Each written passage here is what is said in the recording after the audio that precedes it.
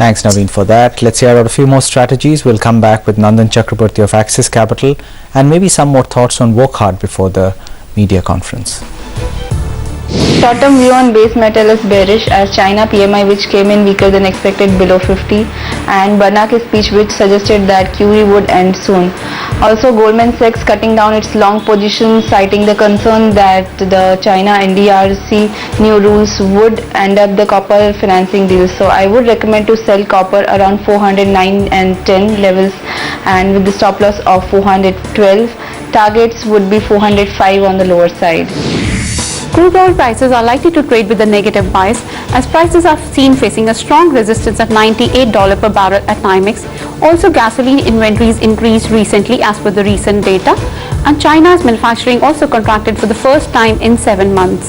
So this is likely to keep pressure on prices. Our stance would be to go for sell positions in crude oil at levels of around 52.65, keeping a stop in place at 53.20 mark, and prices are likely to drift lower towards a level of 5090. My hot pick is on base metal, that is zinc.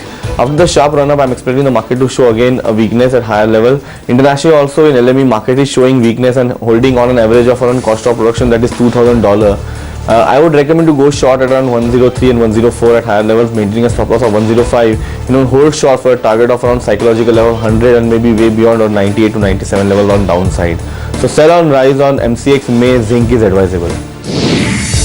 Nickel stock price rise to record will put a pressure on the nickel prices in future. I suggest to sell nickel at between 835 and 840 with a stop loss of 850 for a target price of 810 and 800.